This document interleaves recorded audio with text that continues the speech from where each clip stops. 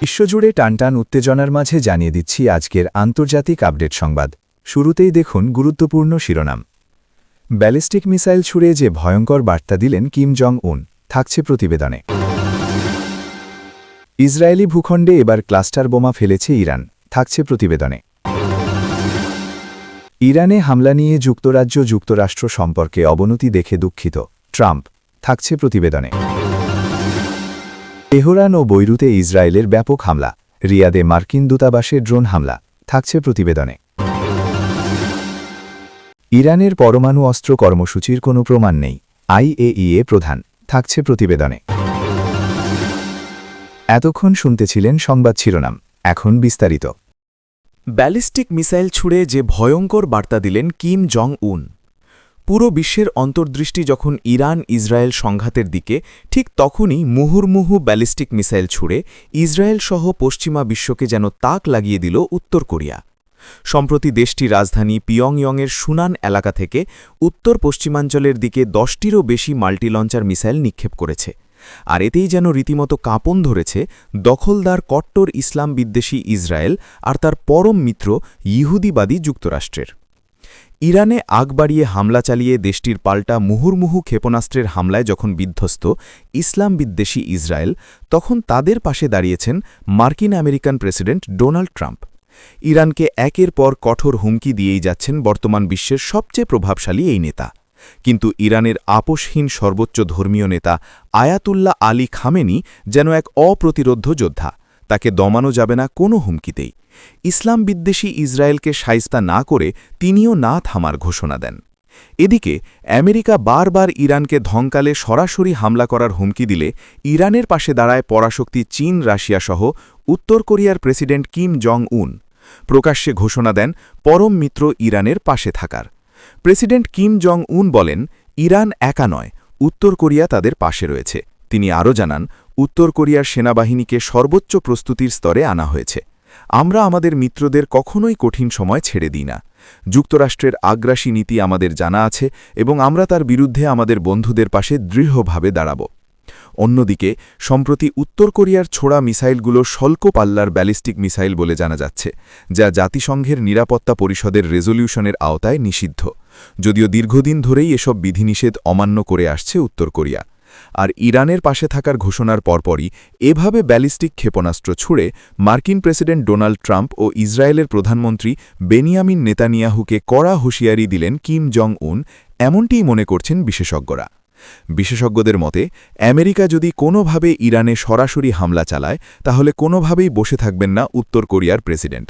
সেনাবাহিনীকে প্রস্তুত করে রাখার পর এবার ব্যালিস্টিক মিসাইল ছোড়ার ঘটনা সেটিই প্রমাণ করে।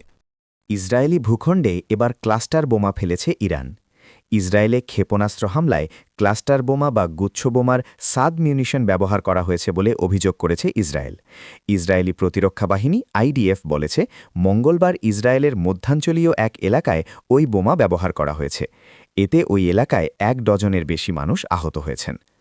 সাংবাদিকদের সঙ্গে আলাপকালে তেল আবিবের জেলা কমান্ডার হাইম সারগারফ বলেছেন, দেশের মধ্যাঞ্চলের একাধিক স্থানে ক্লাস্টার বোমা হামলার খবর পাওয়া গেছে।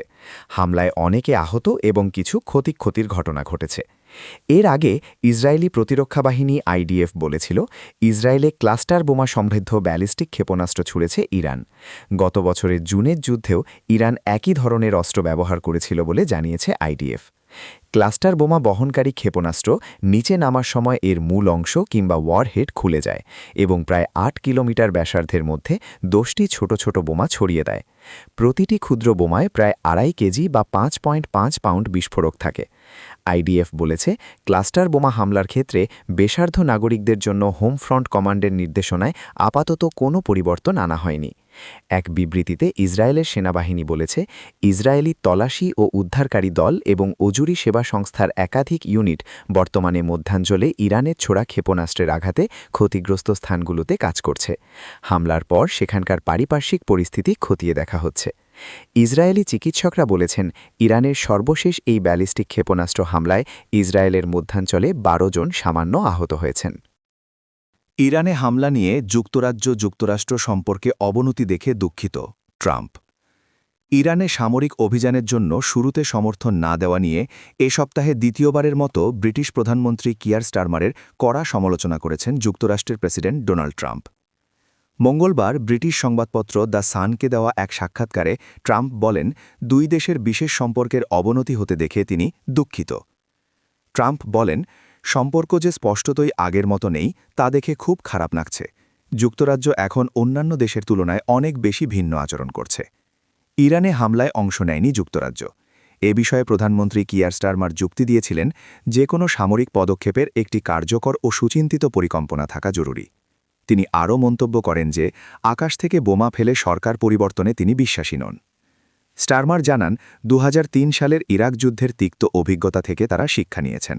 কোনো অভিযানে অংশ নেওয়ার আগে সেটির আন্তর্জাতিক বৈধতা ও সঠিক পরিকল্পনা নিশ্চিত হওয়া প্রয়োজন। এর আগে স্টারমার প্রাথমিকভাবে যুক্তরাষ্ট্রকে ইরানে হামলা চালাতে দেওয়ার জন্য চাগোস দ্বীপপুঞ্জের দিয়াগো গার্সিয়া ঘাঁটি ব্যবহার করতে দিতে রাজি হননি। তবে পরবর্তীতে ব্রিটিশ ঘাঁটিগুলো ব্যবহারের অনুমতি দিয়েছেন তিনি। ইরানের হামলার নিশানায় থাকা দেশগুলোকে রক্ষায় সহায়তা করতে এ পদক্ষেপ নেন স্টারমার। তবে স্টারমারের এই ভূমিকার জন্য ফের ক্ষোভ ঝেড়েছেন ট্রাম্প। বলেছেন, মন বদলাতে তিনি স্টারমার অনেক সময় নিয়ে ফেলেছেন। ট্রাম্প বলেন, ইরানে আঘাত হানতে তার যুক্তরাষ্ট্রের সাহায্যের প্রয়োজন নেই, তবে তাদের এই দেরি হতাশাজনক। ব্রিটিশ ঘাঁটি দিয়াগো গার্সিয়া ব্যবহারের অনুমতি দিতে স্টারমারের দ্বিধা এবং ইরানে হামলা চালানোর বৈধতা নিয়ে তার উদ্বেগে ট্রাম্প বিরক্ত প্রকাশ করেন। বিপরীতে ফ্রান্স ও জার্মানির প্রশংসা করে তিনি বলেন, ফ্রান্স দারুণ সহযোগিতা করেছে। ইউরোপের অন্যান্য দেশের সঙ্গে এখন আমাদের খুব শক্তিশালী সম্পর্ক রয়েছে। ইরানে হামলার বিষয়টি নিয়ে নিজ দেশেও সব দিক থেকেই চাপে আছেন স্টারমার। বামপন্থী বিরোধীরা তাকে সামরিক অভিযানের নিন্দা জানানোর দাবি জানাচ্ছেন। অন্যদিকে ডানপন্থী নেতা কেমি ব্যাডেনক ও নাইজেল ফারাজ অভিযোগ করেছেন, যুক্তরাষ্ট্রের মতো এক প্রধান নিরাপত্তা সহযোগীকে সমর্থন দিতে ব্যর্থ হয়ে স্টারমার ব্রিটিশ স্বার্থের ক্ষতি করেছেন। ইউগাভ এর জরিপ অনুযায়ী যুক্তরাষ্ট্রের 49% মানুষ ইরানে যুক্তরাষ্ট্রের হামলার বিপক্ষে। ব্রিটিশ ঊর্ধ্বতন মন্ত্রী ড্যারেন জোন্স বলেন, ইরাক যুদ্ধের ভুল থেকে তারা শিখেছেন যে আন্তর্জাতিক অংশীদারদের সঙ্গে সঠিক আইনি ভিত্তিতে একমত না হয়ে কোনো যুদ্ধে জড়ানো উচিত নয়। ইরানের পরমাণু অস্ত্র কর্মসূচির কোনো প্রমাণ নেই, আইএইএ প্রধান। যে অজুহাতে ইরানের সঙ্গে যুদ্ধে জড়িয়েছে ইসরায়েল ও যুক্তরাষ্ট্র, সেটি অভিযোগকে নাকচ করে দিল আন্তর্জাতিক আণবিক শক্তি সংস্থা আইএইএ। সংস্থাটির প্রধান মহাপরিচালক রাফায়েল গ্রোসি এনবিসি নিউজকে বলেছেন, পারমাণবিক অস্ত্র তৈরির জন্য ইরানের কোনো সমন্বিত কর্মসূচির প্রমাণ তারা পাননি। ইরানে পারমাণবিক অস্ত্র তৈরির জন্য কোনো সুশৃঙ্খল ও পরিকল্পিত কর্মসূচির আলামত শনাক্ত হয়নি। তবে তিনি বলেছেন, তেহরান 60% বিশুদ্ধ ইউরেনিয়াম সমৃদ্ধ করেছে, যা বেসামরিক জ্বালানি চাহিদার তুলনায় অনেক বেশি।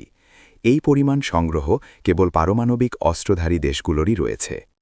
গ্রোসি জোর দিয়ে বলেন, পরিদর্শক বা তদন্তকারীরা এমন সিদ্ধান্তে পৌঁছাতে পারেননি যে ইরান বোমা তৈরির পরিকল্পনা করছে। যদিও ইউরেনিয়ামের বিশাল মজুদ গুরুতর প্রশ্ন তুলছে। এই পরিমাণ ইউরেনিয়ামই আমাদের উদ্বেগের মূল কারণ। এসব ইউরেনিয়াম জমা করার কোনো উদ্দেশ্য স্পষ্ট নয়। তাত্ত্বিকভাবে এটি 10টিরও বেশি পারমাণবিক ওয়ারহেড তৈরির জন্য যথেষ্ট, কিন্তু তাদের কাছে কি সেগুলো আছে? না, নেই।